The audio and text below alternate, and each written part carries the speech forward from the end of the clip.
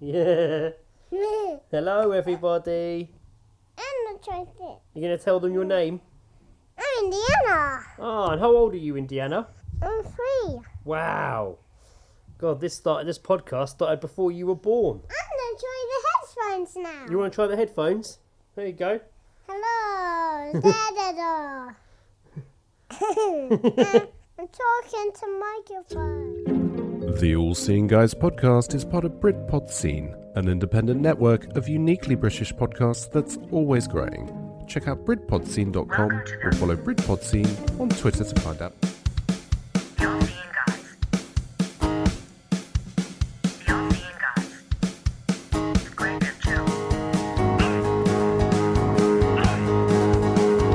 Seeing Guys. Hello, welcome to episode 139 of the All Seeing Guys podcast of Greg and Joe. I, of course, am Greg. That makes me joke. That does make him Joe because his name's in the title. It gives it away. You know what you're in It does for. give it away, but also you took one of the options already. It's true. I always do. I always do. It's alphabetical, mate. Alphabetical order. It'd be weird if That's it was Greg, Joe mate. and Greg. That's Greg. Always taking one of the options. Do you reckon? Like obviously when we used to be sociable as a couple. Yes. Yes, of course. As a couple, do Yes. you reckon people used to say, "Oh, do you know Joe and Greg, or do you know Greg and Joe?" I think it depends on who they knew first. True. That's a good point. So if they know you more than they know me, they're going to lead with you probably. Yeah. No, that makes sense. I would say that I thought about this before. And it's that's a very diplomatic response, Greg. Yeah, I think so. I have had, like you've had, people come up to me and ask me if I am Greg or Joe. Yeah. I've had that. Or they've simply just asked, which one are you? Yeah. I love And it. I've always known what they've meant. I've not been like, oh, Which one are you? I'm Ed. I love it. It's just like, why? It doesn't matter. It doesn't care. People are weird, aren't they? Oh, weird. We're recording on a Sunday. Is it Sunday today? Sunday evening. I believe so, Greg. I believe so. You know what? Even working, that hasn't helped because I don't work Monday to Friday. I work 4 days on, 4 days off. Yeah. So each week, my 4 days shift by a day. So I kind of crawl through the week. Yeah. And the only annoying thing about right now is that Sunday was the first day of my 4 days off. So that means next week I'm out of weekends for a while. Oh, no, you are. Yeah. Yeah, until it's for at least A month? 5 weeks until it Fuck, man. jumps back. That didn't cross my mind. Fuck. Yeah, until it jumps back to weekend. No, fair. Well, But you never know. I might end up on call for some of those days. There So you go. we'll see what happens. You never really understand. Well, I've got to start remembering what days it is because I got a job, mate. Congratulations, Joseph Thank you very Jackson. much. Got himself a job. And that isn't a patronising thing to say when you're like, oh yeah, well nowadays it's not easy. Nah, man, trust me. I was made redundant at the end of July, and I even before that I was looking, and it was tough, man. I had one prior to getting this job. I had one request for an interview, which was over Zoom. That was really awkward, and also like one of the women said that she puts banana on her pizza, so I'm quite glad I didn't work with her in the end. In all honesty. What? Yeah, Jesus. So like they asked me about like what I've been up to, like what are my hobbies and stuff, and I was really on the spot. Classic. So, I don't have any. So I was just like, is this for the job you just got or another interview? Nah, this was the previous one for the job that I didn't get, and cool. I was just like, what the fuck have I been doing? And I was just like, I go walking and I'll make pizzas. And I was just like, I sound like the most boring serial killer ever. Oh, at the same time? Yeah. So like, I mentioned like I've been making pizzas, and they're just like, oh cool, like what, like from scratch? And I was like, yeah, from scratch, all dough, all everything and stuff. And the question that pops up when I say this is just like, oh, what toppings do you use? No, of course. And so we talked about toppings, and then Small children. fingernails, slime and snails, puppy dog tails. So yeah, this woman very, very casually just sort of says, oh, I put banana on my pizza. And I was just like, no, not cereal. Pizza we're talking about. I was just like, You're a psychopath. It was She fun. was like, "Oh, well, you're not getting You this know job." what? I honestly couldn't give a shit about people putting pineapple on the pizza. I personally don't like it, but that doesn't mean I can judge others. Yeah, I'm not going to start a war over it. But banana can go and interesting. fuck itself. It's interesting. It's bizarre. So, the recent job you've got, the new job. Yes. You had this interview in person, right? I did, yeah. I went to... Did you like that? Did you like that? Because I know a lot of people are like, "Oh, having interviews over Zoom's great because you can relax, you're in your house." Or did you feel you enjoyed it? Enjoyed's a weird word. Preferred having it in person. Yeah, no, I preferred having it in person. I think I would too. I feel like the interview in person went a lot better than the Zoom interview. On the Zoom one, I felt like my voice was like kept going like not breaking, but like I had something in my throat that made me sound like I'd be like, oh, like just my voice sounded awful, and also because I was at home, I think I was too relaxed. Like I think I looked a bit tired. So I started wanking. Yeah. We know that's a problem. Wanking on Zoom. Tired. So I don't know. Yeah, I definitely preferred drinking from your red cup during the interview. Yeah, they couldn't see me from like the shoulders down, so I just cut a shirt and like everything under this, like underneath my shoulders, was just naked. Yeah. But yeah, no, it was definitely much better to be sort of like face to face with the people. It was definitely a more. How many were there? 2 guys. Right. Okay. So it was the. I don't know if I've ever had an interview with more than one person. It seems quite common these days. I feel like there's someone. I mean, even when I was at H&M and I was like part of the management team, the manager did the interviewing and I was basically there taking notes. I had done that before. I've sat in on interviews, but I wasn't the main interviewer. But I have asked questions, but I haven't. I've interviewed people. Like when I worked at Tommy Hilfiger, and we interviewed and we hired Victoria. I remember me and Sean, another manager, both interviewed her. But usually, when I've been interviewed personally, I always feel I've been interviewed by one person. I don't think I've ever been interviewed by more than one. I don't mind there being 2 people there. It's kind of. I don't think I would either. Really. It mixes things up a bit. The other person unless they're doing the good cop bad cop thing, I wouldn't really be up for that. But, yeah. No, fair enough. Yeah. Well, so when did you start this job? 3rd of November. So I got at the time of recording, very soon. Yeah, very very soon. I think probably if we're going by when this goes out, I started yesterday. Oh yeah, you would have started. Yeah. Yeah, man. Good luck for yesterday when this comes out. I appreciate it. It's a good feeling. But news, yeah, man, yeah. It's fucking It's tough. been a long time.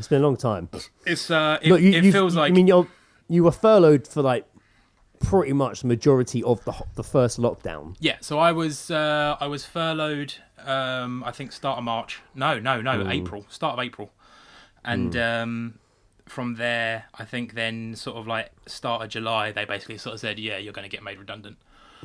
Yeah. So so I had from April to, I mean, even that's only like 3 months, but it felt like 6. Like it's been it's just this whole year has just felt like a long fucking time. Yeah. So so it's with me where I wasn't made redundant. I left my job early into lockdown. Mate, I mean, hats off, because that's a risk, but it fucking worked out. It was a risk. I felt I needed to do it. I just felt I would have to do this, so I left. And I was very nicely kind of like, for 2 months, I was furloughed for 2 of the months, and that was great. And then I took time off just to be with Indiana, really, just chilled out. And then, so I've had a job for the last over a month. At the point this comes out, a month and a half. I can't really talk about my job much, but it is in COVID testing. And before anyone starts asking me questions, I know nothing about booking them, anything like that, anything the sites. If our Facebook page starts becoming a Q&A for COVID testing, that's why I'm just saying I don't worry, Greg. deal with. I'll respond to like those. I'm just bringing up questions that people ask me when they see me in the street in my uniform. I don't know about the website. I don't know about. I don't even know about the sites and stuff. I just find out where I'm going, go there, set up a test site, and we help people get tested. I just help people all day. I love that. I love that. Like people probably assume that you have the cure in your back pocket.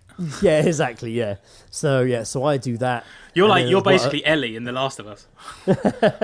So I'm doing that, but that's great because I work 4 days on, 4 days off, and then I can still be with Indiana and work on the Star Wars book. Yeah, fucking right, man. Excitingly enough, by the time this comes out, the Kickstarter I think should be up and running. Yeah, that's great. That's great It's currently in review right now, and we're going to hear at the time of recording in a few days. So by the time this episode comes out, the Kickstarter should be up and running. So please check out. I'll probably have a link on our Facebook page and the Red 5 Designs. Red spelt Reed, R-E-A-D. Reed 5 Designs Facebook page. Even if you don't give a shit and it's not your bag, just fucking share it or show someone else that might like it. Yeah, man. Fucking please. Everyone Please knows someone that likes Star Wars. So we can fucking get this book made, and then that will be, hopefully, that will then become my next stage of my next chapter of Greg's life. Do you want me to do? Star Wars books. I can do. I'll start doing Instagram posts like I'm an influencer and saying I'm sponsored by Red 5 Design. Yeah. You just like in a supermarket, just nothing to do with Star Wars. Yeah. Hey, you just caught me buying some milk. Get over to Kickstarter and follow Red 5 Designs. I just noticed you're buying some milk there. I couldn't help but notice, and that just made me instantly think that you'd be interested in this product. So yeah, share, that'd be awesome. This is the most serious introduction, like 10 minutes that we've ever done. Yeah, By this good. point, I've got the artwork sorted. Yeah. No, I've quite enjoyed it actually. I quite like it. Before we move on, I'm going to crack open my next beverage. Oh, it's splashed. I am drinking a can of. What do you got there? That's fancy. Plunged orange pale ale from Lidl's. Plunged. It's plunged, orange pale ale from Lidl's. The can reminds me of BioShock. It's 6%. Bit naughty, innit, on a Sunday? Yeah, it is a bit naughty. Well, cheers to you, Greg. Cheers to you. I'm not really an ale guy, but I bought these when I went and stayed with Mum and Dad in the caravan, like in August, a couple months back now. Yeah. I bought it randomly in Lidl. I think I actually reviewed it with some crisps with one of the Eats and Ting videos of Indiana on my Instagram. And ever since then, whenever I'm in Lidl's, I buy a couple of cans because you can't drink more than one, maybe two. I can't drink more than one, maybe two at a time. But really, really like it. Nice. Is it a bit like? Could you taste orange? Yeah. Nice. All right. Well. Yeah, you taste orange. I remember like Stu from like Stu and Carrie of the Fighting Cocks fame. During lockdown, he was posting loads of pictures of all the ales he'd been buying, right? Yeah. I mean, he was doing that long before lockdown. I think he was always doing that long before lockdown, but he kicked it up a notch during lockdown. And he mentioned there wasn't this one, but a orange pale ale. And I was like, I kind of want to try that. And he was like, oh yeah, if I see him again, I'll grab you one. I was like, oh, awesome. Then I saw these in Lidl's, which I guess are like a cheaper alternative to what that is. Oh, they're still £1.25 a can in Lidl's. $1.25? Yeah, man, ale, mate. Fucking ain't cheap. Mate, I could get an imported. Yeah. I could get a bootleg imported. I could get an imported. Fuck off, bollocks! I can't even say it. I could get Mountain Dew for the US, and it would be like 79p. That's bullshit. 125. That's a fuck. For 125, I'd want a pint can. That is, you've got like a Fanta can, so that's bullshit. I'm not down with that at all. Have you seen how much normal cans of ale are? That's, mentioning bootleg. I'll post this on the Facebook page because this is hilarious. Rob, who obviously made the theme tune here, everyone's got a little tagline when you mention their name. Rob Augustus. Something they've been in. Ed, of course, from the radio play. Rob, Ed, of course, our Swiss Army knife. He sent me a really bad Ghostbusters bootleg figure today. Of who? I forwarded it to Joe. Wait. Is it like what, Ghostbusters, like the cartoon figures, or like? Yeah. Okay. Yeah, because there was another, like, around that sort of time, there was another TV series. It's not that. It's not that. Okay. This is bootleg of the original cartoon. It even says Kenner like on the packet. I forwarded it to you on WhatsApp. I would take a peek. I'm going to drop it on the Facebook page, guys. It's basically there's a figure of Ray from Ghostbusters, the animated, but the box is Marshmallow Man artwork. Oh my Marshmallow God. Man like print. No, they and fucked it says that royal. Marshmallow. But then when you zoom in on Ray's face, he's got no eyes. Like, ooh, deaf, blind, and dumb. Fucking Ray. I had that, mate. I had that toy. Yeah, not that version. No. That's the version that was like from the TV show. Yeah, I know, but his face. Like, I mean, he had features. Don't get me wrong. Yeah. I'm gonna put this. If I remember, if I forget, someone on the Facebook page be like, Greg, where's this fucking picture you guys are looking at in a podcast? It's not very good podcast material, so I need to see what the fuck you're looking That at. is if I haven't posted on the Facebook page, that I will is then. shit. It is hilarious. That it's is so funny. shit. That's like, what have they even glued like the packaging on with? I mean, that's the point. It's meant to be. There's a lot of money in bootleg, man. A lot of Star Wars collectors spend fucking loads of money. What, on shit stuff? Unlike Chinese bootleg versions of Star Wars figures. No, fair enough. Where like Chewbacca's like see-through blue plastic, like crazy stuff, man. And he's called Chonk Boko. Speaking of Star Wars, I was listening to. I finished a podcast the other day, and it jumped to like halfway through one of ours. Where I quickly checked it after it uploaded, and it jumped in us talking about computer games, and I'm like, oh, I don't think I want to get Star Wars Squadrons because it's all in the cockpit point of view. Anyway, of course, I did buy Star Wars. Yeah, no, I mean, I remember you Squadrons. saying like you'd heard, like you told me and Ed about that before, and it was like, this is gonna be fucking great, and then you said it was all like cockpit fucking point of view, and I didn't think I'd like it being cockpit point of view, but I was wrong. It's fucking awesome, man. Like it's. I get that there's so much value in this cockpit. Anyway, the game's designed to be in the cockpit, so there's features you need to, you've got your shields, you've got you like fucking divert power to different parts of the ship to like strengthen your shields, strengthen your boosters. Like in literally in like episode 1 when he's doing the racing. He's like, just gotta just take that power and put it over there. I probably don't dive too much into the features as I should because I just love flying around. Fighting, especially if there's a big Star Destroyer in space with me. Yeah. Like, I love it. It looks so cool. And I love just doing fucking barrel rolls, fucking flying in a straight line while shooting, and then a lot going really fast, and then I'll like fucking slam the throttle back on the joystick, and the fucking whole thing just jolts, spins round to a stop, and and then I fly back at them. I do it all the time. I'm just going up and down the length of the battle. Nice. Just you're like one guy, like the whole team's just like, where's the fucking guy? And you're just in the background, just like taking in the views. You're that meme of Ewan McGregor when there's like obviously he's in a bit where he's in a fighter and he just starts like dancing like he's really happy, but there's explosions in the background and Mr. Sandman starts playing. You're that guy. There's in one level there's like bits. It might have been a blown up Death Star, some sort of blowing up ship in space, and there's like sections of like broken hallway just floating around like a vending machine, and when you're like chasing, a water cooler. And when you're chasing like a TIE fighter, sometimes they fly through them. So you fly through these random bits of like corridor floating in the debris in space. It's fucking cool, man. So yeah. So so I've completed that and I enjoyed it. You completed it, mate. I've completed the solo campaign. Yeah, nice. Not Han Solo. I mean, like one player. Solo. Han Solo always like it's like, oh, I did it on my own. Han Solo. Han Solo and Hans Zimmer on the case. So like Logic, the rapper. Yes. Who was obviously supposedly retired now from rap. I hate fucking rappers that say they're retiring. Just stop making. He's a Twitcher now, isn't he? Yeah, isn't he so just he's like Twitch man? So he does Twitch now. Various. It sounds like a drug. Does Twitch? Yeah, it's like it's like Nuke from RoboCop 2. RoboCop. That's always what I think when I make a drug reference. When you make a drug, I always all I can hear is him Nuke just going from RoboCop 2. Nuke. Yeah. I think that's my first real encounter with drugs as a kid.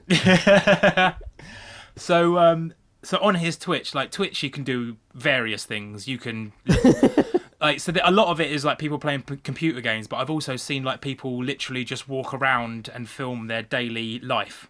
Yeah. So the other day I was looking, I got super into like Twitch highlights because I was looking at like stuff where like something just happens and it's like the perfect timing, like.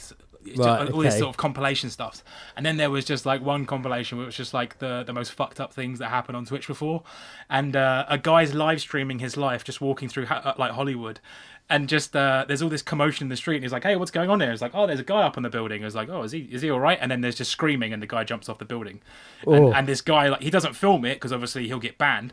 Yeah, but like you just see his camera very quickly turn away and he just walks, and it was just like, and his face is just like, I've just seen a man jump to his death, and it's just like, fuck. Like, it's so... Yeah. So there's that. Or you can just sit at home and play video games. But I think Logic, when he started doing it, like when he premiered on Twitch, it was him doing his like album listing. Right. So his last album, he was on there and crying like he does at everything. You know what? I love Logic, but he is a fucking pussy. I'm sorry. I'd stopped watching anything other than him rapping a long time ago. I don't watch any interviews. I don't watch anything. I don't because I'm like, I don't. I think I saw him on Hot Ones, and then I saw him when he did. That's probably the last thing I watched. Before that would have been like when he did like Nardwuar. You know Nardwuar? Yeah. I like Nardwuar, but he's just anything after that. Like, so they did that on Netflix. They did that like hip hop, or they followed like. I thought it was going to be so good, and it was. It just got a bit fake. And there was just like from the opening scene, it was just like all the cameras are there, and they're like watching people do this dance, which I think was for his tour.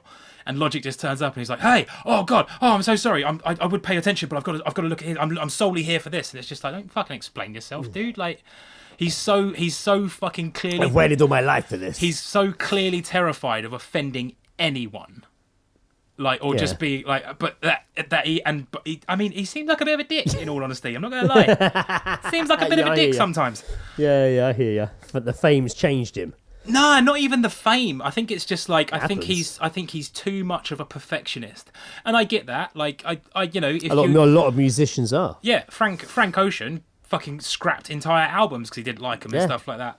A lot of bands do. Back in AFI, scrapped an entire album. And you know what? I completely understand that you want to put out the most quality sort of thing. Yeah. But it just gets to a point by being a perfectionist that you're a bit of a dick. Yeah. Okay. And it's just like, dude, like, and it was like, I think like in that documentary thing, like the series they did where they followed like like 6 different rappers about their lives and stuff like that. And there was just one where he's like preparing for like a tour, and he's like stopping every few minutes, just like, no, that's not right. No, that's not right. No, it needs to be this. And it's just like, fucking reel it in, man. Like, yeah. Although I imagine a lot of musicians are like that as well, like in that position. I guess that's why we're podcasters, Greg, and not. We don't see. Yeah, that's probably why. Not hip hoppers.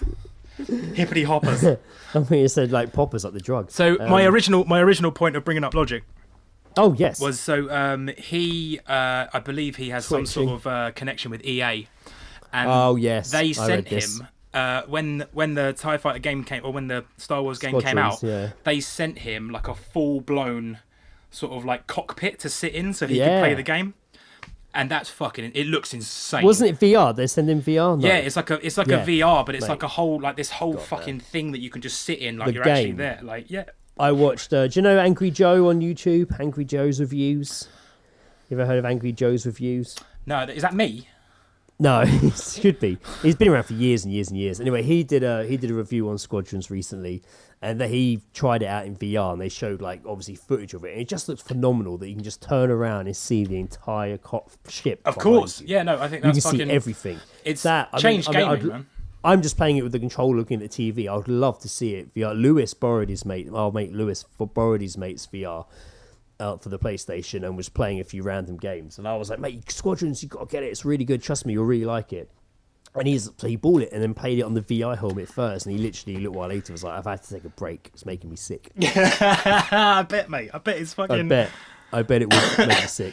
Especially if you've never done VR before and then you're just straight into a flying cockpit. Mate, people used to say that about going into like a 3D cinema. They were just like, oh, it's making my eyes feel weird. Like, your senses are just not fucking knocked out of it. You should be all right with that because it's reality, but it's not. Like, it's reality, but it's not. It's reality, but it's not. It's the closest thing to reality. It's life, Jim, but not as we know it. But not as we know it. But not as we know it. It's life, Jim, but not as we know it. But not as we know it. Do you remember that song? Is that the Star Trekking across the universe? Yeah. Do you remember that song? Star Trekking across the... School discos. That was on one of my like kid tapes that we used to have in the car. School discos, mate. Telling you, they always used to play that. Just before the balloons fell from the ceiling. I told you about that before. Wasn't that a weird song? What a bizarre song that was. Was that by someone? There was that one bit in it. Was that by someone? Who was it? I'm going to Google it. I can't remember it. Was it by an actual like... Star? Yeah, it was a band, like Star Trekking across the universe. Okay. Star Trekking, The Firm, UK #1, 1987. 87, eh? Cool. That was the same year as the Great Hurricane. Yeah, fucking hell, yeah, it was.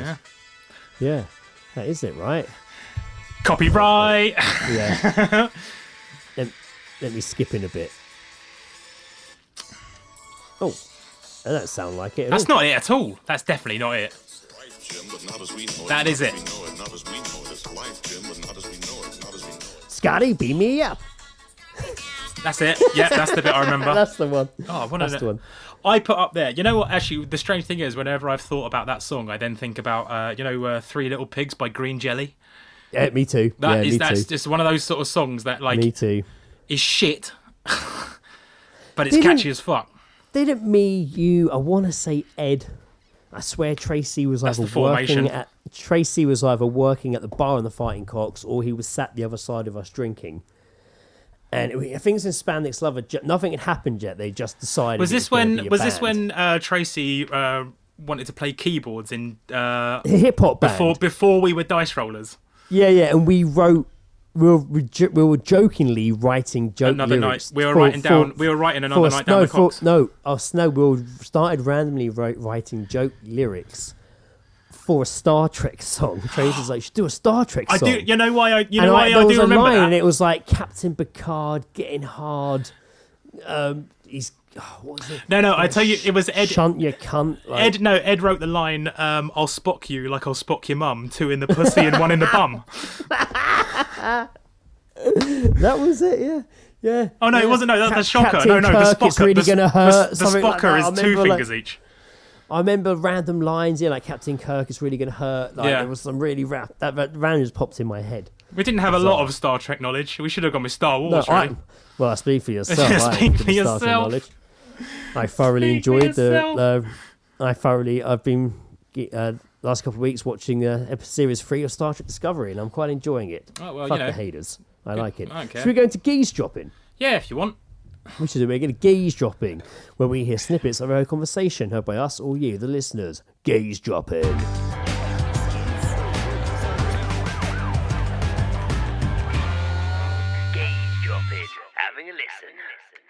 It's definitely not us this week. It isn't us this week. This is actually the first week.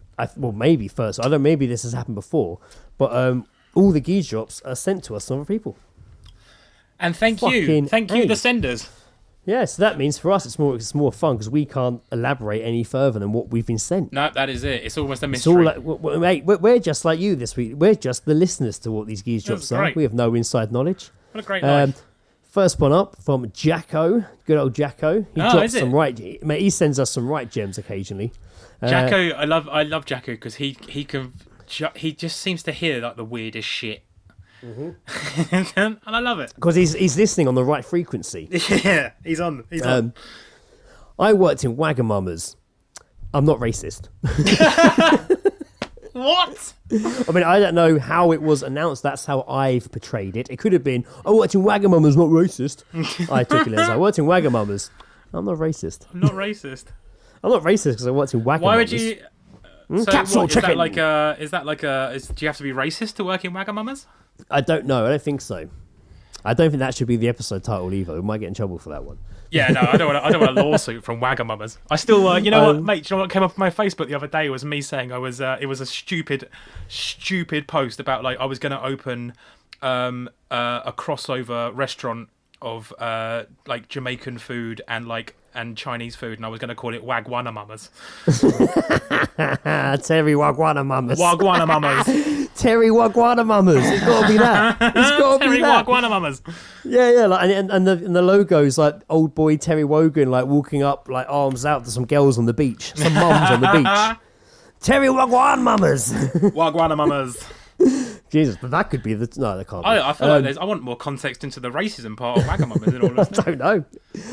Another next Geezdrop from Marin. Hey! It's been a while. Sticking with us. We still owe her a fucking picture. You know what? I was going to say, I was like, she sent us her address fucking ages ago. She wants the 100 episode. Did she legit? She wants the 100? Yeah, ages ago. Yeah. Okay, I have to find it. She sent us the 100. We told her we would send her episode 100 artwork, the fried chicken. Yeah, we did. Hot chicken. All right, I will find it. I will retouch it. I'll retouch it. Oh, hello. I'll touch up the colour if needed. He does that before he sees any ladies. I'll put it in a frame for her. Does your local... Oh, lovely. Oh, he's splashing out. Jesus. You got to frame it. You can't just give him a bit of paper with 2 cunts eating chicken on it, can you? Like... Oh, yeah, well, you know, we don't make money on this podcast, Joe. So if anything, you're buying a frame will put this podcast into deficit. Mate, Wilco's $4.99 for an A4 frame. It'll be fine. Her Geezdrop. this is fucking brilliant. So the message I got simply just said, Geezdrop. I was just dealing with a faggot in the back. What? Sorry, I said it wrong. I was just dealing with the faggots in the back. And I was like, what? I'm just dealing with the faggots in the back. Where is she? And then she's... Where is she? I'm just dealing with the faggots in the back. It sounds like you'd be in some horrific bar that you just don't think you should be in. You show up to order a drink. Where's the barman? And he comes out wiping blood down his shirt. Sorry, just dealing with the faggots in the back. Well, She then sent me a follow-up message. Was he referring to a bundle of sticks? She said, context. I was at the butcher's. Yeah. Wait. Ah. Yeah. Of course, Mr. Brains bought faggots. Yeah. I mean, of course. Of course. That's right. You're right though. When you said bundle of sticks, they dropped faggot in Simpsons recently. Yeah, I was literally not sat recently. there with Indiana. Well, not recently. In the episode I watched, so about 10, 15 years old. But for me, it's a new episode.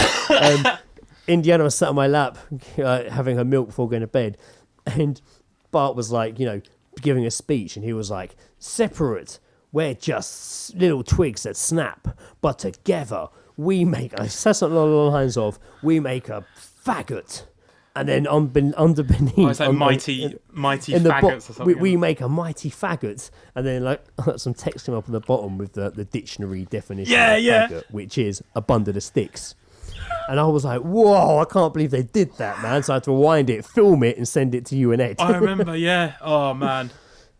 They get away with things, don't they? That was a shock, man. I was like, whoa, holy shit. Yeah, I love the disclaimer, which is literally just the Oxford Dictionary definition afterwards as well. Oh, man, I've been watching that show on Netflix, Schitt's Creek. Oh, yeah. I think my mum was watching that. And okay. And it's that wasn't a diss. No, I know. Just so it's spelled SCHITT because that's the last name, isn't it? Schitt's Creek, yeah. But whenever I was watching some interviews with them on YouTube the other day, the cast, and whenever like they say the name of the show, they either have to have the text come up at the bottom showing how it's spelt. Yeah. So people aren't like, excuse me, what's it called? Yeah. And when they're on, I think it was the Jimmy Kimmel, one of those shows, they literally just hold up a card. Oh, so my every time God. someone said it, he had to be like, oh, God, like, because you can't say it in American TV without showing how it's spelt, because people would be like, I love the you can't call it shit. I absolutely love the pandemonium that's caused. That's fucking brilliant. And the writer, because one of the main guys in it, because it's the guy from American Pie, right? Yeah, it's, the dad. It's the dad from American Pie, Eugene, which really undersells him.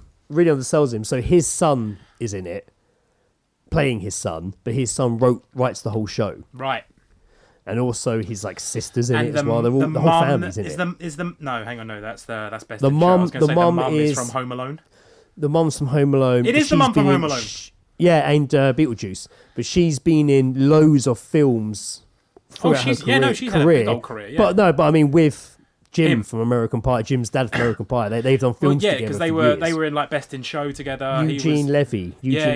He's great. He's fucking brilliant. And the son's Daniel Levy. Both amazing. Like Daniel Levy is the owner of Tottenham Hotspur. That's his son. Not the same person, but like that's his name. Is who actually makes the show. It is very funny. It's a very funny show. It's how they took a simple concept of just like a rich family becoming poor. Rich family loses everything, goes and lives in a little town. I mean, it's like been done 100 times, and they know it has been, but they just I don't know, the way they do it. It's just you kind of like just. It's very well done, I think it's a very well written show, very funny. Nice. Anyway, that was the point I was making, that they have to hold up the sign every time they say Schitt's Creek. Something you said sparked me to tell that story. Sam's Geezdrop. Oh yeah, Sam. He heard this. I feel like we need to. We said it last time, but we really need to start doing a leaderboard because Sam's right up there at the moment. Yeah, well, Sam's got his own jingle, but he doesn't send us voice messages anymore. He just sends us written ones. So if you start sending us voice messages, Sam, again, if I'll you're stick listening, his jingle back on again. Jesus. Sam, start sending us audio messages. So he got this one off a woman on the tram. She's called Debbie Mum. Found dead in bed. Don't quite understand.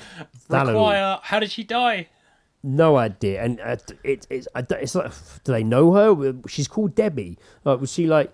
Is that how you remind? She has a name. Debbie? She ever Debbie? She was found dead in bed. Oh, Debbie. Debbie Deadbed. Yeah, Debbie Deadbed. I remember her. Debbie. Yeah, Deadbed Debbie. Sounds like Peter Kay, doesn't it? Deadbed Debbie. Deadbed Debbie. Debbie. Oh god, it's hard. Deadbed Debbie. Hard. Deadbed Debbie. I feel like it sounds like Morse. Mate, it sounds like Morse code when you say it. Deadbed Debbie. Bed Debbie. Yeah. Deadbed Debbie. Fucking. Hey! Mate, that's our band name now. That's it. We're no longer Saucy Black Jesus. We are now Deadbed Debbie. I like it. I like it. Oh man. This next Geezdrop isn't technically a Geezdrop per se, but it was sent to us by our amazing listener Stuart Bailey. Yes, Stu. He sent me this inbox message after we recorded the last episode, and he simply said, "Here's one for the ears dropping." So I woke up that's after that's a puberty thing, isn't it? When your ears drop. So I just woke up after a heavy night to hear my other half downstairs bitching to her mother on a mobile. Is he gonna be alright with us saying this out loud? No, he says use it.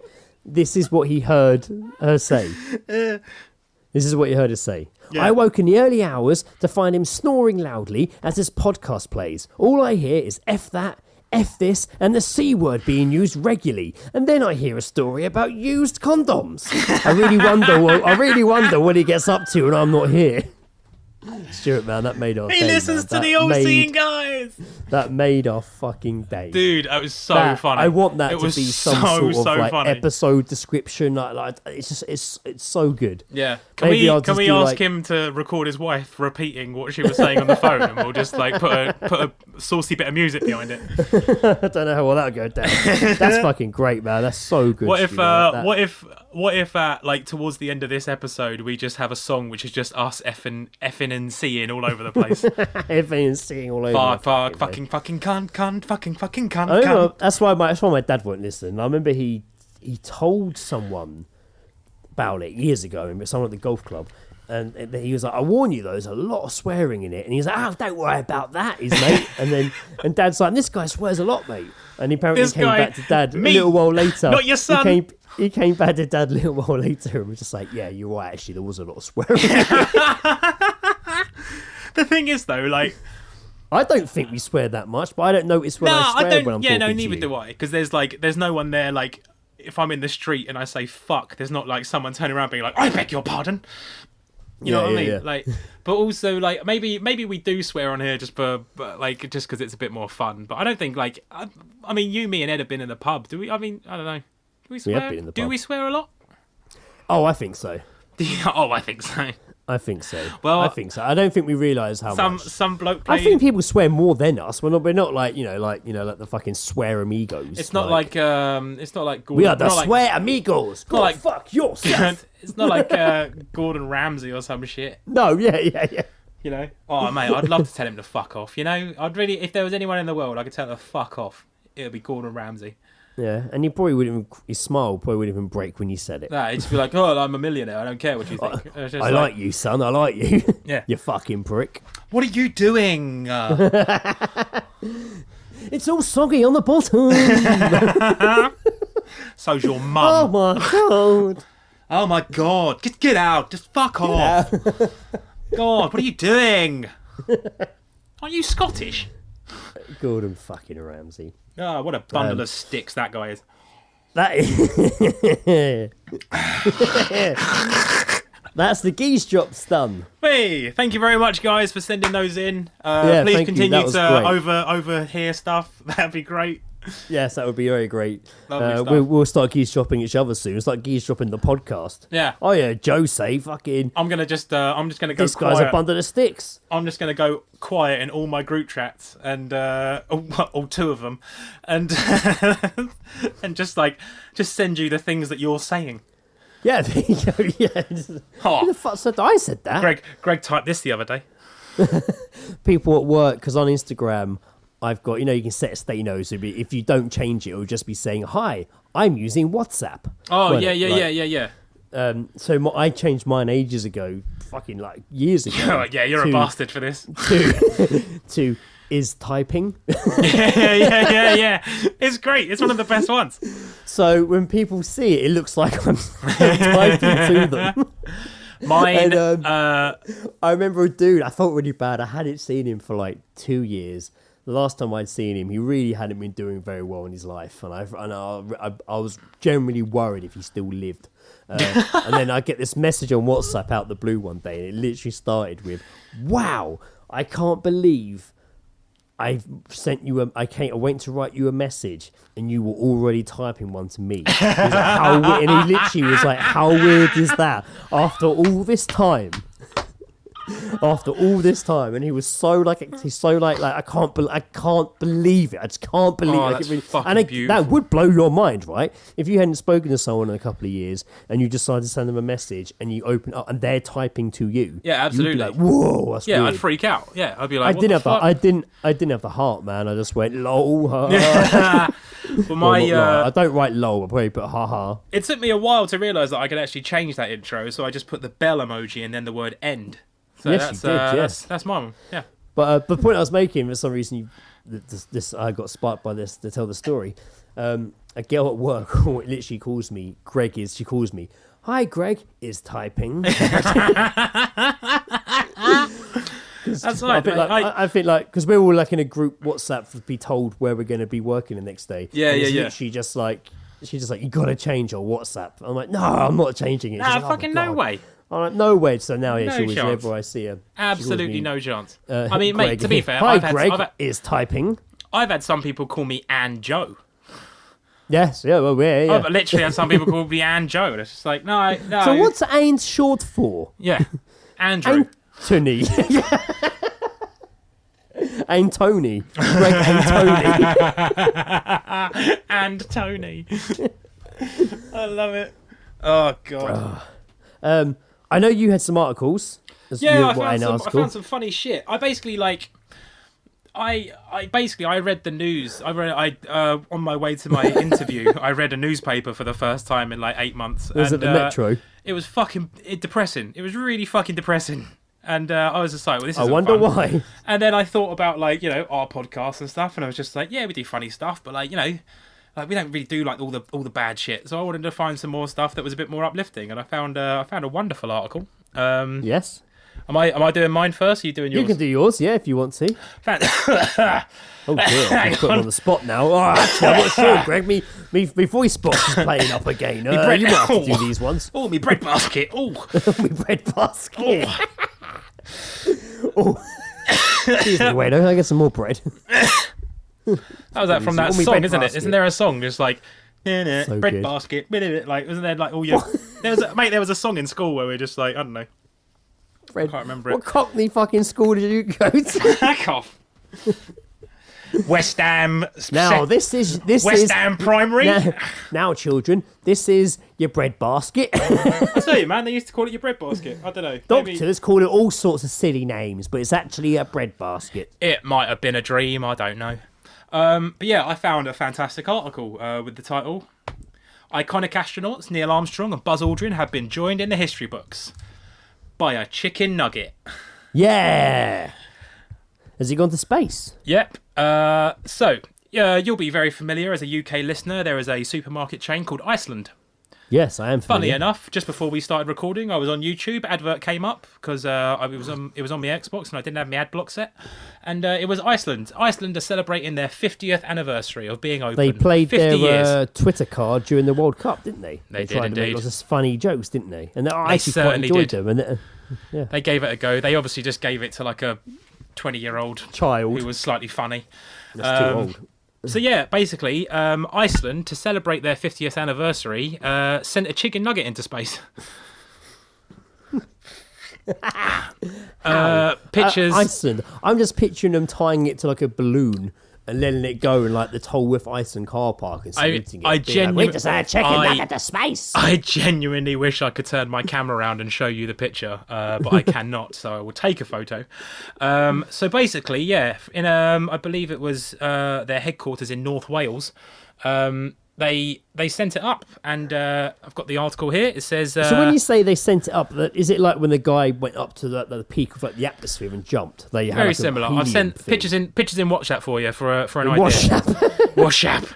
Pictures in WhatsApp for you. I'll continue the article here. Pictures show what is believed to be the first ever chicken nugget sent into space, reaching heights of 110,000 feet. Above the Earth. That's about 880,000 nuggets high. They actually worked out that picture. It's fucking gnarly. They basically a team of experts in the field of stratospheric exploration created the perfect vessel for the chicken nugget to travel in. It was sent into space using a meteorological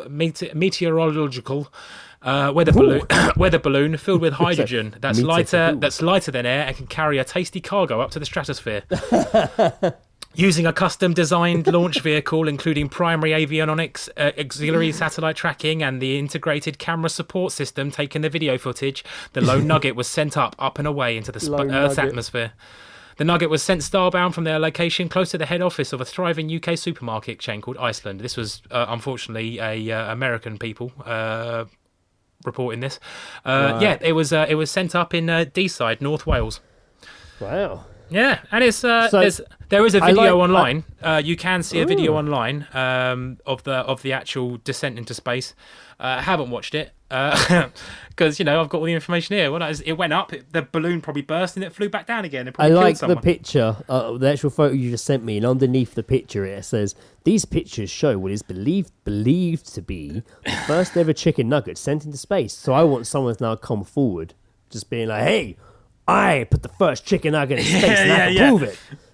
Comes a massive epic. You'd want to be that battle. guy. Imagine going home to your wife and kids that day. You're just like, "How was work?" And I was just like, "We sent a chicken nugget into space." I'm suing Iceland because they claimed to send the first chicken nugget in space. I did it with Jim 2 years ago. Yeah. That was some epic court battle, which gets made into a film, like a really serious film. Matthew McConaughey plays a lawyer in it. That's serious. That's pretty fucking serious, man. So did the flat earthers pipe up during this? Nah, well, I mean, the thing is you can tell it's like a wide-angle lens because there's the curvature before it goes up, and that's a big fucking What are you, thing. a flat earther? Speaking of, actually, funny bit of information that's happened this weekend. The very renowned Flat Earth discussion group that I was a part of and had about 150,000 menus has been Zuckerberged. It is closed, deleted, gone. By Facebook? Yeah. Wow. Absolutely gone. How do you know it's by Facebook? It has been deleted. The owner of the group, who was that guy who appeared in the Netflix documentary. The documentary. He confirmed it. It's been deleted by Facebook. I can guarantee you, he's the sort of cunt that would definitely not delete that sort of shit. Wow. And yeah, it's gone. That's big. Absolutely gone. Yeah, huge, man. Why didn't I hear about that? They apparently received many Threats, complaints. No, not threats. They received many complaints about sharing misinformation. Right. So they got in a lot of trouble for that. I mean, that just sounds like people just being dicks for the sake of it, though. Like yeah, us. don't get me wrong. It was 150,000 dickheads in one fucking group. And we rinse some flat earthers a lot.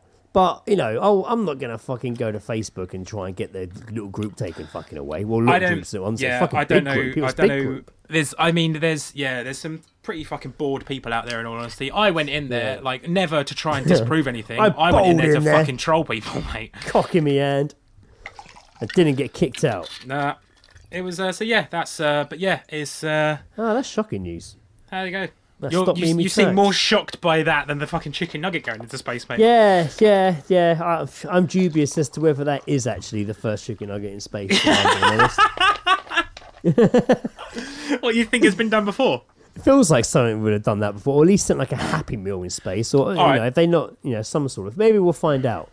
Well, yeah, I don't think there's any further information here. Hang on, wait. Andrew Staniland, trading director of the chain, said, 2020 is a huge year for us as we celebrate our 50th birthday, and we wanted to find ways to mark the occasion, just like anyone celebrating a birthday in lockdown. What better way to show that our products are out of this world than by sending our customer favourites into space? Then why didn't they send fucking Kerry Katona up there?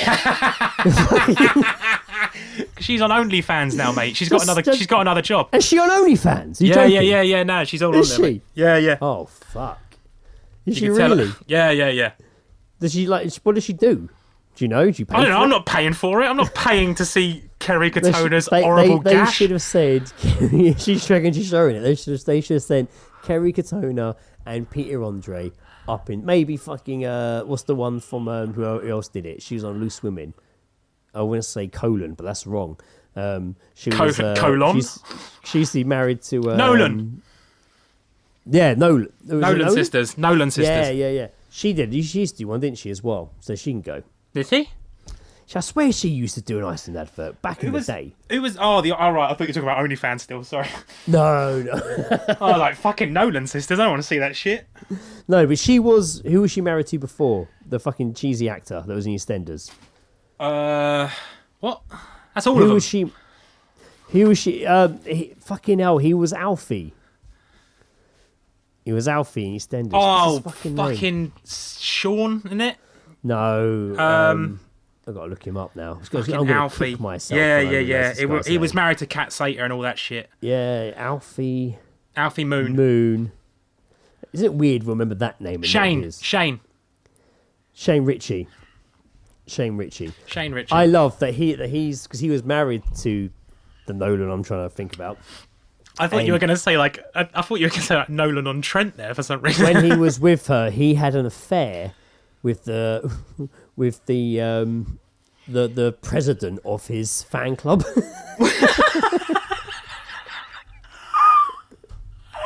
I read that somewhere.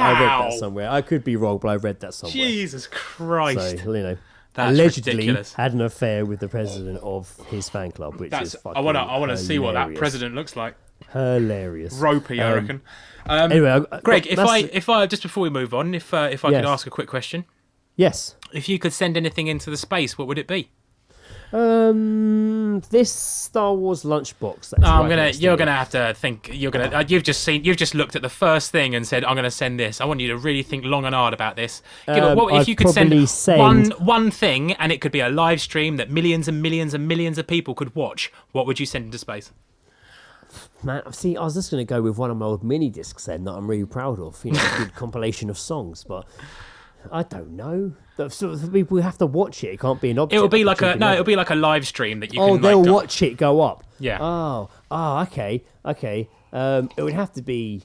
I was thinking of what awesome Star Wars figure would look good doing it. I'd like to send up on a helium balloon. Yeah, hydrogen. If we're going to be technical about it, hydrogen is actually the original 1977 Kenner Millennium Falcon. Wow, we are two different people. The toys, which I have right on the other side of this wall. Right behind the lunchbox that I was looking at first. I know you're going to have a fun answer, so I thought I'd just be like, that'd just be cool for me to see. In any scenario where I'm asked if I could send something somewhere, my answer every single time, dildo. Every time. I've sent to space before. Big fucking chunky dildo up into space, mate. That's blatantly been sent to space before, I reckon. Well, I haven't found that article, so thrusters engage. Greg, I'm using it now. I get Google alerts for when things get sent into space, all right? And I can tell you right now that dildos are not one of them. So, an article I wanted to bring up, which I've already raised and already posted on the Facebook group a little while ago, was, of course, the return of the Mac? Amethyst Realm. Yeah. You obviously remember her. She's yeah. popped up on This Morning and other websites and shows various times where she was remember seeing one ghost. Then she went on holiday and she met another ghost and he came back with her on the plane and they were going to get married, her and this ghost, and they were trying for a phantom baby. Remember all this? I remember that we both struggled to say her name properly. I got it now. I hear it a lot. She her ridiculous name. But they... Yeah, so she, went on holiday, met a ghost. He came back with her, and they were going to get It married. sounds like a song. And she I talked went about on holiday and met a ghost. He came back with me. We're gonna have a phantom baby. And it was all set. But now, unfortunately, I'm sorry to announce everyone, a woman, we know it's Amethyst Realm, has they called don't off need her to say a wedding. woman. They can say Amethyst, but at this point, Has called off her wedding to a ghost after he fell into a bad gang and started taking drink and drugs while they were on a holiday together. Amethyst Realm joined Holly and Philip Schofield Holly Willoughby and Philip Schofield. I made him sound like a married couple then, didn't I? On today's episode of This Morning, where he lifted the lid on her heartbreak, explaining that she called things off with Ray and used Sage to keep him at bay. It rhymes. why do I feel like That is a song. Why It definitely why is the a song. fuck do I feel like the last time we talked about her, I screamed loudly? You did. Yeah. That was true. That was during the Phantom pregnancy one. Oh my god, I can feel it building to me. Greg, it's coming. But we mate, have to get a pillow. but mate, you're right. Did you hear that rhyme? That is a song. She caught things off with Ray and used Sage to keep him at bay. That's a great lyric. It's a great lyric. It's a great lyric. We've called the wedding off, Amethyst said. It was going really well until we went on holiday, and that was last May, and he completely changed. I think maybe he fell in with a bad crowd when we were on holiday. He just started becoming really inconsiderate. He would disappear for a long period of times. When he did come back, he would bring other spirits to the house, and they would stay around for days. Philip asked whether or not Ray offered any explanation to the change in his behaviour, to which Amethyst responded, I think he started doing drugs and partying a bit much. He used to come back and these spirits would stay a day at a time. There would be crashing and banging and strange noises. An intrigued Phil then determined to know where exactly Ray was partying it up. Joe screaming into a pillow. Well, he was partying in both, judging by him disappearing and then coming back to mine. Amethyst first made headlines in 2007 after declaring she'd sworn off men with pulses. I and was unplugged my only having goddamn sex headphones with in anger. ghosts.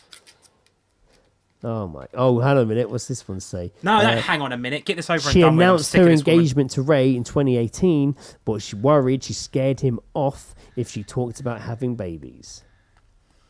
But nope, they went on holiday together and he partied a bit too hard and started taking drink. They actually say that. Taking drink and drugs. Why are they entertaining this? Why are they entertaining this?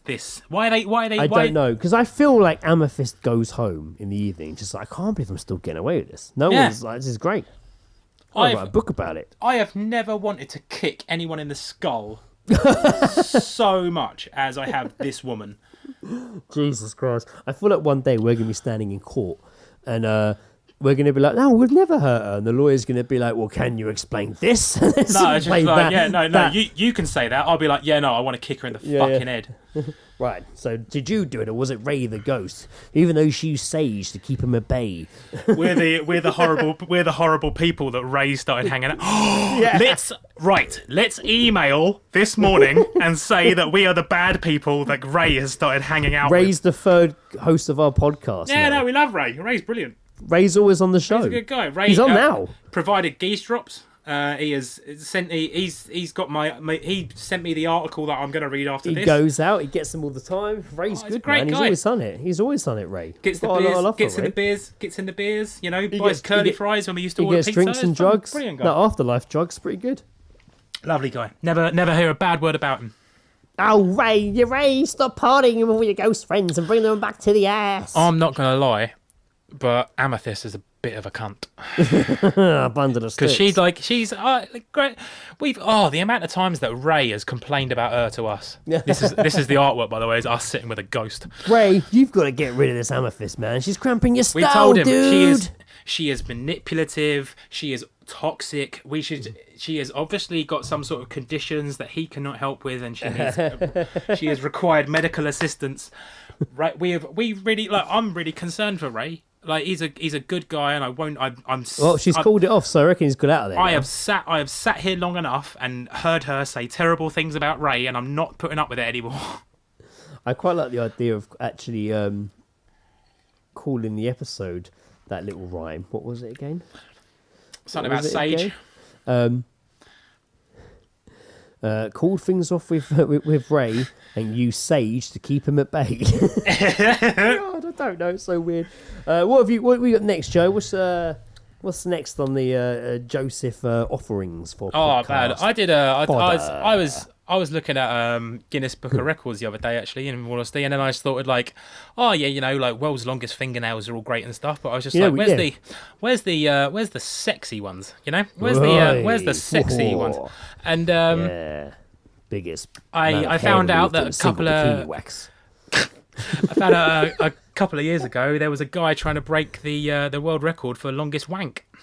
Well, there's a whole event, right? I remember when I was at Natterjack's. Yeah. There was one, and it was for the first time. I remember it was held in London, so people were flying in to do the wankathon, whatever it was called. Yeah, And, which and is, they were- I mean, but really, that's annoyingly, just a bunch of people in a room enter wanking more together. than like one person or something. In England, didn't have that many. America had loads of wankers came from America, so they always won every year or something. Yeah, they did. So is it an American that holds the record? No, it's a guy. I'll get to that in a minute. Actually, I think it's a guy in China. I think, but I like just the way this article starts. 'Cause it's a great TV show. It's just so you think you can wank. I love that. I think that's a great TV show. So there has been. So the Masturbatathon bestows awards to various achievements: longest time, furthest ejaculate, and so on. Wow. In 2009, Mansanobu Sato won the endurance competition, clocking in at 9 hours and 33 minutes. Fuck me. And that's without fucking shooting your load. That is abstaining from orgasm. So it's basically who can have the longest, who can masturbate for the longest amount of time without orgasming. Unless they have like they've mastered like tantric sex, where they like fucking Sting. Just build it up. Know, fuck Sting. Why does everyone talk about Sting as soon as it comes to tantric sex? And they redirect the orgasm inwards. I watched Go recently. Do you remember that film Go? Like 1999 maybe. Johnny Lee Miller? No, it's people you would know who I can't remember.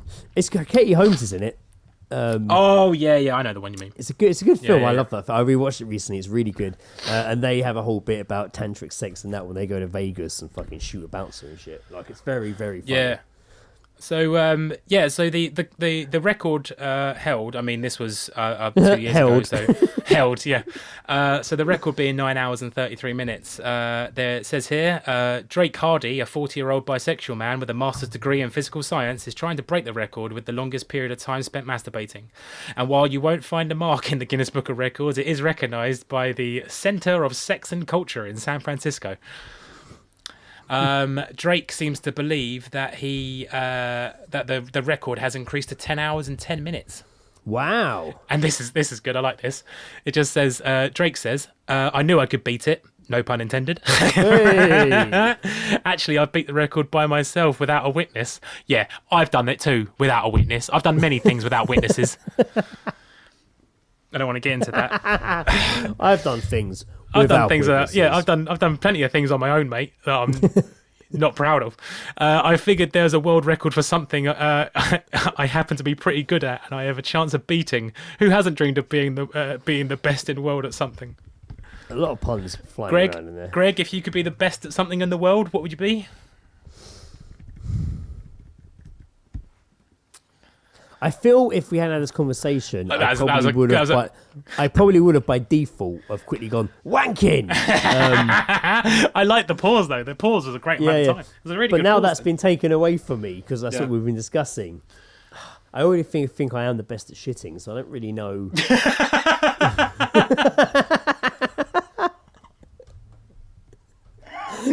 You are really good at shit. You are really good.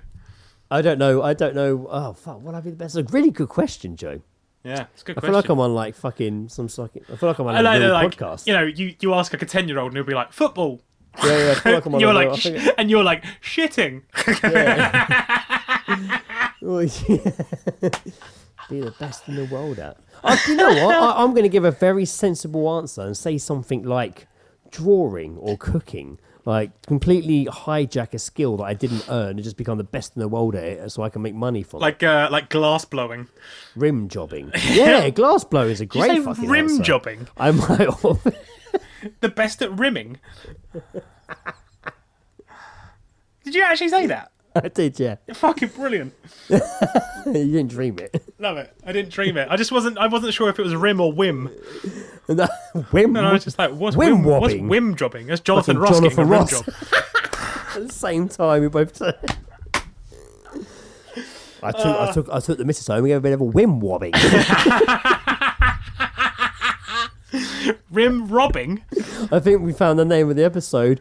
Whim wobbing. Whim wobbing. I'm not drawing it. I'm not drawing it, Craig. I'm not drawing it. I'm not drawing Jonathan Ross with his legs in the air.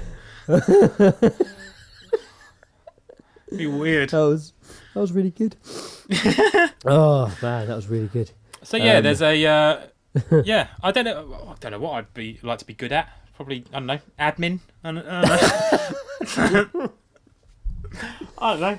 The Galaxy, like Guardians of the Galaxy, but a bit more of a like putting together the best team. Just I'd like, go out of my don't way change and it. say, I like that. We're putting the best team in the world in the universe together. We got the best. We've got the best fighter, the best scientist, the best strategist. We got the best shitter in the world. And we've also got Joel Jackson, and the best administration. I'm gonna this draw. team's gonna be unstoppable. I'm gonna draw a new Justice League. I'm gonna draw us in the Justice League, and it's gonna be you on a toilet and me with a calculator. Who am I gonna get rid of? Aquaman, number one. He can fuck right off. He's getting placed with admin. Admin man, yes please. This is And, the Whim Whoppers of the Galaxy. I'll get rid of Aquaman and the Flash and replace him with like Johnny shits a lot and fucking Captain Admin. Captain Admin. Such an easy go-to, and it just throw Captain in front of something. Yes, it's simple. Out of the way. Done. Oh man, fuck, it's great. Okay, I have one more a little short article to wrap us up. Yeah, go on. Which I'm think should be quite fun. It should be quite fun, mate. I am well pissed. I'm not lying. I'm on my way. I'm doing all right actually. Mate, I'm getting right through this. Sale, man. Fuck me. So, Forest Green Rovers. Are you aware of Forest Green Rovers? That is, I mean, I'm aware of Forest Green. Isn't that football. like? I feel like a lot of stabbings going on in Forest They're, Green. they're, No, that's they're Wood a, Green. Sorry, Wood Green. They're a League 2 side. League 2. Yeah. So, Forest Green Rovers have decided to ignore a supporter poll where fans voted to name their new stadium. Oh, don't ever let the public vote for something online. So they put this poll to name it. What's it called? Like stadium face. So, and it was the sponsor, Innocent Smoothies, who revealed that they definitely won't be naming the stadium the name that was won in the poll, despite the fact that 65% of the club's Twitter poll vote chose the name. Okay. I'll tell you what it's called now. What's how many in the thing you've got? Does it show like the top 5? No. Or top 3? I don't think so. The fruit drink makers decided to opt for the more conventional name of Innocent New Lawn. Innocent New Lawn? Because Innocent is the sponsor. Yeah, smoothie. Yeah. But like New lawn? Lawn. Is it lawn? New Lawn, like the garden. New Lawn. Right. Is what they're going to call the stadium. Right. I mean, that's underwhelming in all honesty. People were outraged because the name that they had voted to call the stadium was Kevin.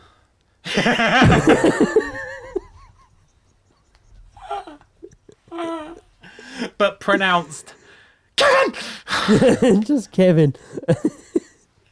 Kevin. Why not? What's wrong with that? I thought it was going to be really something bad, like have like the N word in it or something. So the actual Innocent Drinks announcement was this. This is the actual tweet. Thousands of suggestions, hundreds of votes, only one name that was actually any good at all. The FGRFC_official fans have chosen their stadium name. We're pleased to say the new lawn will now be called the Innocent New Lawn. So they've just added the word to all innocent. the Kevins who had their hopes up. Damn. And people retweeted it angrily. They were not happy. Yeah. Fucking right. They were not happy. Mate, I feel like Kevin was a really good option. I think it was a great fucking... They definitely should call it Kevin. The Kevin It's Stadium. Innocent New Lawns, and it was called the New Lawn before, so what a shit fucking name. Yeah, really bad. It's like literally the new lawn and they just put innocent in front of it. Yeah. That's I don't bullshit. feel like that's innocent at all. No. Oh, very, did I very mention on well the podcast that I saw two people banging in the park? I think you might have. I Yeah. don't know. You tell me about it a lot. Nah, No, I I'm did. joking. Yeah, I did. Literally, it's how I start all conversations now. I was walking back. I went for. I met up with Lee the other week, and we kind of just went for. We just walked. We basically walked from my house. I walked, and I met him down by the Maypole pub, and we walked just through Surbiton, grabbed the coffee. That's a good walk. It's a good walk. Grabbed coffee in Surbiton, walked straight up to Kingston. We grabbed a couple of beers from like a shop way up past like the Kingston Grammar School, like right up towards like Norburton, before the Asda. We grabbed Okay. Beers. We grabbed a few beers from a shop there. Then we walked back down to Fairfield Park and we watched the game of football that was going Mate, on. I love that. It wasn't like I wish kids I'd- playing I football. now like, wish I'd legit, done that today. Legit like local teams playing each other. Like with Sunday kids and league. fans and yeah. Weird though, the linesman In the Fairfield. Well, yeah, in the Fairfield. We'll watch, and the I'm linesman going. at one point swapped shirts with a player, and the player became the linesman. And I'm like, that can't be fair. Nah, man, that's legit. No, I've seen that shit. So And the linesman didn't put I've- the shirt on. I've- He just stayed topless in his little shorts of his thing.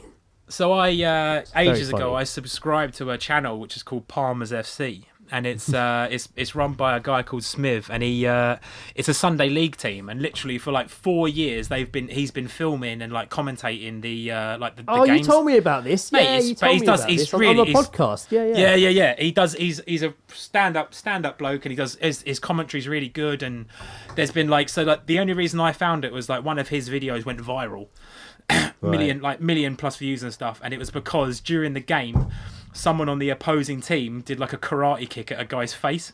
Wow. And he missed, but it was just like, what the fuck, man? You can't do that and shit. And he's basically just filmed all this stuff, and it's like it's really well done, man. Sunday, mate, I'm all right with Sunday League. It's a good laugh. Yeah, it was good, man. No, wanna- I enjoyed watching it. I'll we go. had to take very, very public pisses in bushes.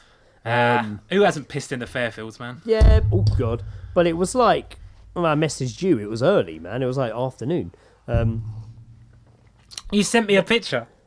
I did send you a picture, yeah. I think that's why I brought that story up with Walking with Lee, was to say we watched a football Sunday game. League, yeah. I think there was actually something else I was going to bring up. What did There was I distract you think- with before that? I think there was another reason why I brought up that Walk with Lee, but I've completely forgotten what it was. What were we talking about before that? We just finished talking about the football stuff. Then you Yeah, said something else, and yeah. that's what I was reacting to. Yeah. But now I don't know Alex. what it was, so it's gone. Sorry if any of you Unfortunately. listeners I are can on the edge only, of I your can only seat. apologise from weaning us away from Just such like, a what scenario. the hell was that? What the hell? And maybe I was meant to be saying that we just watched this. Oh, mate, can you, me and Ed go and watch Sunday League next Sunday? Oh, I loved it, man. I mean, I'll down. be working. I'm gonna have to go. I'm gonna have to go on my own. It was I'll good fun, message though. Lee. It was good for loads of people were smoking weed, man. Like, there was a couple behind us smoking weed, another couple walked past us smoking weed. That's why I just cared less about just going to pissing a bush. Who were you supporting?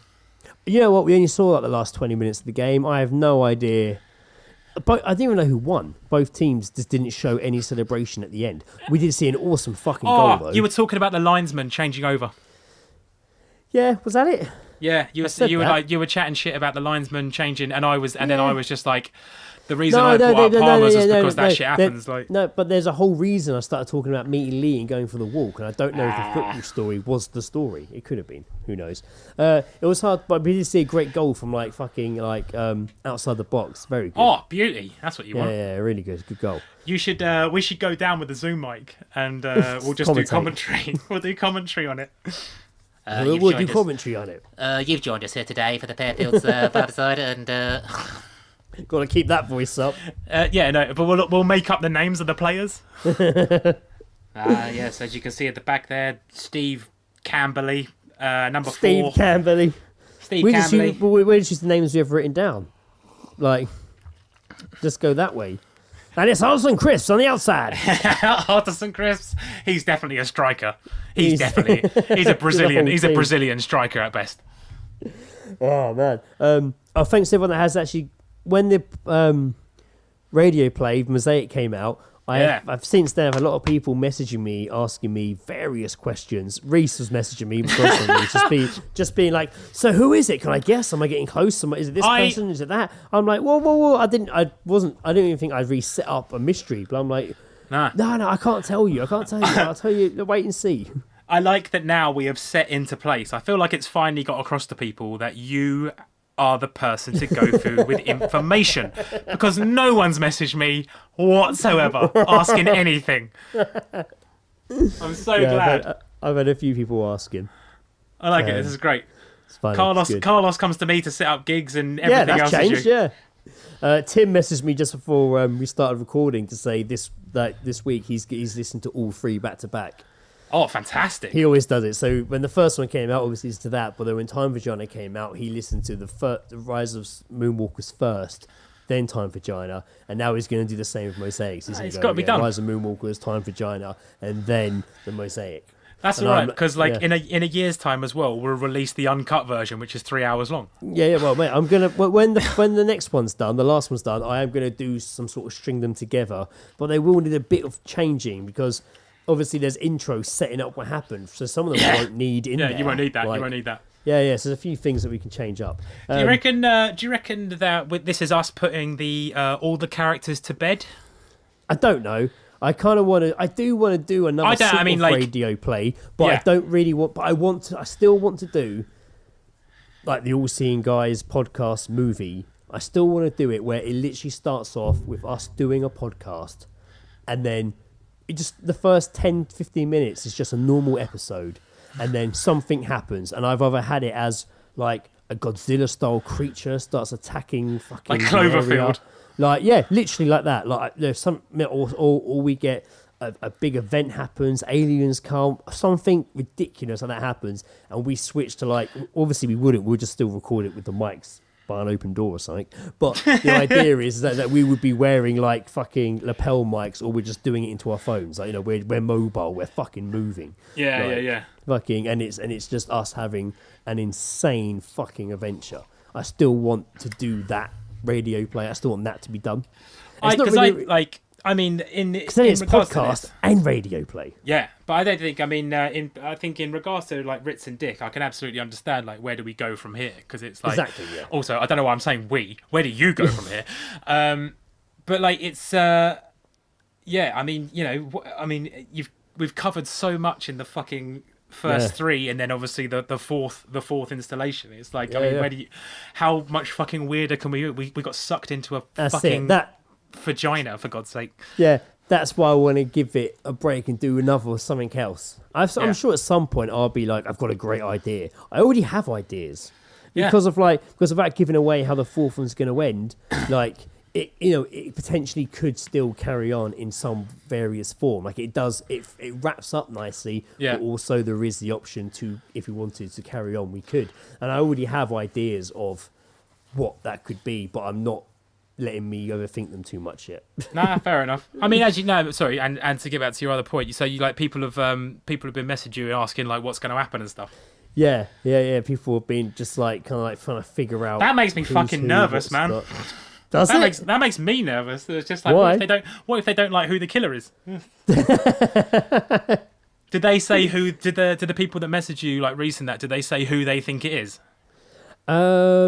Yeah, Reese had. I don't know if I've still got the messages from Reese. Reese had some theories. I wish I'd kept. I don't know if I might have deleted them. Reese definitely sent me. Oh no, I might have them because I sent him the comic book drawings you had sent me. Oh, nice. Oh, sweet. He also messaged me the other day saying, so ages ago in one of your episodes, you and Joe kept saying solo polo peeper. And I had no idea what you meant. But I've just started watching Mighty Boosh. And it's quality. Now I get it. So he loves it. Still learning. Yeah, so what did he message me? He messaged me. And you know what? I'll go say, hello, Reese. I hope you're doing well. Haven't spoken to you all year. The odd Instagram chat every now and again, but I hope you're doing well. Good to hear from you. Hope you're doing well. Good to see you. We'll get you on a Skype soon enough. All right, so he messaged me. Literally, so the first text I got from him the day Mosaic came out was simply, so if the Mosaic knows about Sally, he's got to be from the future. Like, no hi, nothing, just that. and I replied saying, does he? And Reese replied being like, is it eggs? Is it Eggs Benedict? Or, then he gets really excited, or is it dead sea breeze? And I'm like, no. Then he's like, okay, one last question. Have we met them yet?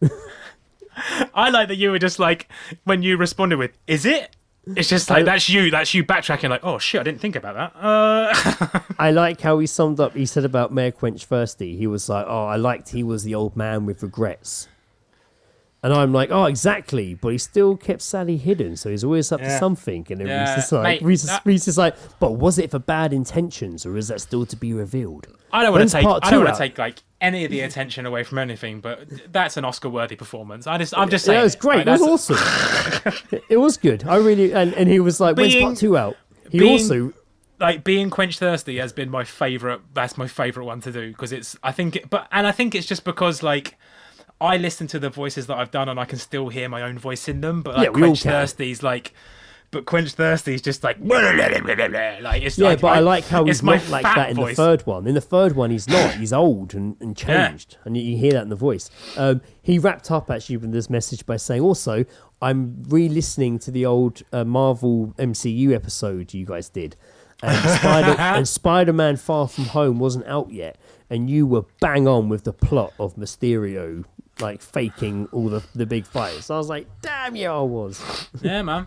There you go. Was that me explaining it, or was that us watching after we'd been to see? No, that was the big full-on MCU episode. I think that was the same one we did, wasn't it? He also said, by the way, because I sent him the artwork for part 2 of the Mosaic, he also said Joe is generally so good at the illustrations. Oh man, I always like to hear that kind of feedback. That's lovely. Then I sent him the drawings you've done of the Ritz and Dick like comic version you've been drawing. Yeah. I sent him the pictures you had sent me, and he simply replied with, "Holy shit!"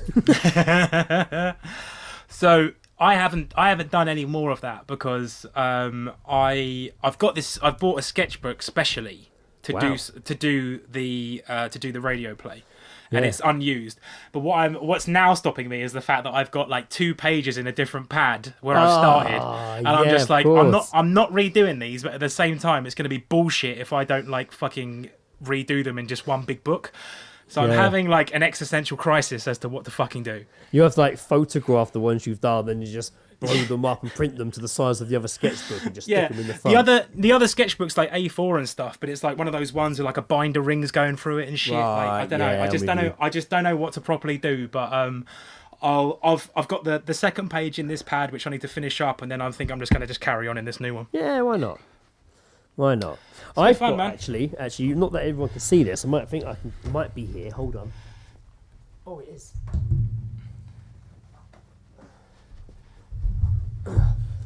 So this book here, Joe, I know you listeners can't hear this, it's boring. This is my old sketchbook. This is for us. This is my old sketchbook, yeah? Yeah. So I had this years ago, and I was just doing really weird, like, graph drawings in it and stuff. Yeah. Like, weird little, like... Greg, I'm so sorry. I'm about to piss my pants. I'm fucking sorry. Go on, then. Sit tight, he's going to piss his pants.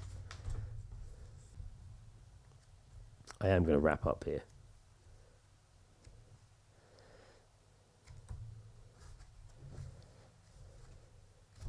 I need a wee as well, actually, but I'm going to hold off, unlike a professional, and wait till the podcast is finished. Then I will go and have a urination. I might even pack everything away first. Really take my time. Pack up all the equipment, take it away, pack it up, get the laptop put away, come back, and then take my piss. Are you talking to your goddamn self? Maybe I am, maybe I'm not. Are you keeping that in there? We'd have to do a clap. No, it's fine. It's all good. So I'm not showing you all my drawings. I'm just saying. So I had this old sketchbook, and I was just doing really random comic-y drawings. That's cool. I like there. that. That's good. But it's all just random little sketches. Spider-Man. I like that. But then I didn't really a naked woman flying in a forest. Not bad. Then I didn't touch it for ages, and I found it recently, and I literally just wrote in one of the pages, 2020, the world is on fire. 15 plus years later from like the last drawing in here. Wow. Like, no way. So what? So like before that, the last thing you'd done had been 15 years prior. Yeah, or maybe longer. Yeah. Shit. Yeah. So you've put like a little reminder in there as to like. Yeah, exactly. Yeah. That's fucking cool, man. I like that. And then I went straight in and started drawing Star Wars droids. Lovely. That's good. I like that. That's a lot of detail. Yeah, it came out all right. But I've also been playing with like Indiana's crayons and shit as well. Like, oh yeah. Yeah, I've been playing. I'm just holding up a picture to Joe of a weird sun with some flowers What is that? in it. No, that's familiar. The flowers. Is that an album cover? No, I drew once previously for like Lizzie's Nan. I think I sent you pictures of them. Yeah, I recognise that. I then redrew them with like different backgrounds, and I've been playing with just like Indiana's crayons and shit. My mum's been painting during the whole sort of like lockdown and stuff. And today she showed me what she was doing, and she was challenging herself to draw like glass. Ooh. So it was a friend of hers sent a photo of figs, like from a fig tree, a fig in a glass, and my mum took the picture and drew it, and it was her just trying to do the glass thing, and it's fucking come out great. Wow. As a first attempt, mate, I can't draw glass for shit. Me drawing glass is literally 2 blue streaks, and that's it. That's it. Done. Glass, boom, glass. Everyone think, boom, that's obviously glass. They don't even always think boom beforehand. They just think glass. Please consult if you need reference. Look at the previous episode's artwork. There you go. But yeah, it's fucking great. I mean, my mum's really good with like paints and stuff. I always suck with paint. I'm never good. I was like more pens and pencils and stuff. I'm really good, but like paint I can't. Yeah, I can't fuck around with fucking paint. It's not good. Not good at it. But it's good, man. I feel like all this fucking shit's making people like revisit their artistic times. I mean, to be fair, Jacko's been fucking doing art since before all this, and it's still. Lizzie really wants one of his paintings. Oh yeah. Lizzie really wants. She really wants one of his paintings. There's a lot. She's always pointing out ones to me. I think she's like this is. I really want this one. And I'm like, it's really good. Really, I'm like, I should just message him and ask him because I'm like, that's great, yeah. And Lizzie's points like, he hasn't bought me one yet. Why hasn't he bought me? I keep asking for months, and he hasn't bought me one yet. Well, unemployment. That's it. Christmas is coming up. That's all right. You can just use that excuse. I'd say that wraps up the episode. That was actually, that was a fun episode. I enjoyed that a lot. Not that I don't enjoy the episodes, but that had a nice rhythm to it. It's taken 139 episodes for Greg to enjoy himself. Yeah, it lasts. Yeah. Maybe I keep this Joel guy around. Yeah. It's good to speak to you. I feel like I haven't seen you in a fucking while. So we recorded the last episode very quickly after recording the episode before that. So we literally recorded one night, and then I think the next morning or 2 days later we recorded very early because I had randomly had an afternoon off, so we just recorded, didn't we? I think it was like a Monday afternoon. Yeah. So then that was done. So we still had like 3 weeks two fucking weeks. We had to record an episode again. Yeah. So it'd been a while, and obviously, I mean, I'm in a tier 2 lockdown in Chesington, so I haven't seen you. So, mate, I don't want to sound like a fucking conspiracy thing, but just fuck all this lockdown shit, man. Like, it's what, wear a mask, fucking keep your hands fucking clean. Because you guys aren't in lockdown. Sunbury's not locked down, are you? No, that's what's even more ridiculous. Like and there's what, like fucking less than 10 miles difference between us. I don't even want to open this can of worms. So I'm only going to say this quickly and move on because it's really upset Lizzie. I was reading an article today that was separating the divide lines in tier 1 and 2, and literally the second bus stop from my house is like Moor Lane. It says on the 71 bus, but it sounds like Moor Lane. Moor Lane and Chesington Road are 2 different tiers, and they're like literally the same thing. Like it's insane. Insane. It's so ridiculous, man. Like, it's that classic sort of thing of just like, oh, here's the line, you can't cross it. Like, I don't think a virus really works like that. It's not going to get to this line and be like, oh, shit, I can't go in there. Oh. This is Ebola's area. I better get back to my town. It's silly, man. It is. I think it's it's all just fucking ridiculous, isn't it, man? It is. But you know what? We persevere and we fucking carry on. We crack on. Yeah, we just crack on, mate. Crack on with it. All right, man. That was awesome. Lovely seeing you, Joseph of Jacksonville. Lovely to see you. I will see you again at some point. And thank you, the listeners, for sticking with us. And yeah. You know what? Am I right in thinking what episode is this? The next episode is going to be 140. Yeah, like which a means dart it'd school. been 100 episodes since my brother Jason was on, because he came on for episode 40, if I remember. Oh, man. Yeah, we've had some good ones. That's crazy, innit? We've had some good ones.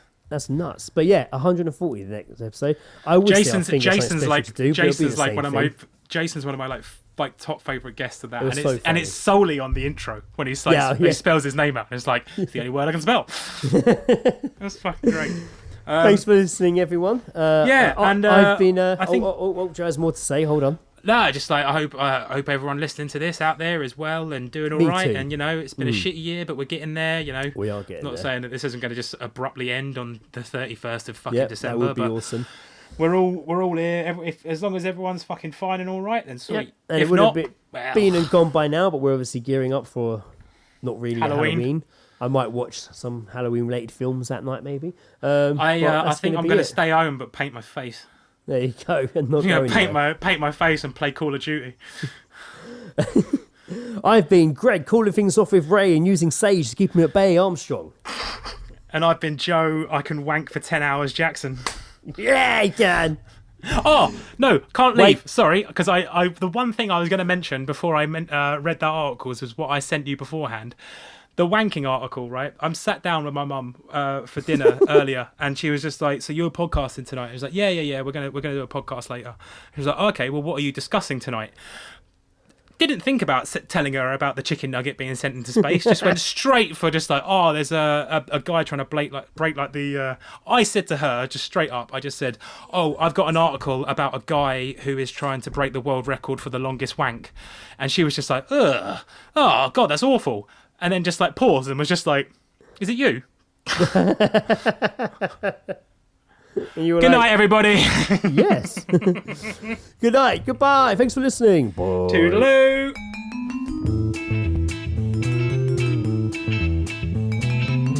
The All Seeing Guys podcast is part of Podnose, the UK's leading independent entertainment podcasting network. For episode archives of the All Seeing Guys and all of the shows on the network, visit us at www.podnose.com. You can also follow us on Twitter via @podnose or send us an email via admin@podnose.com.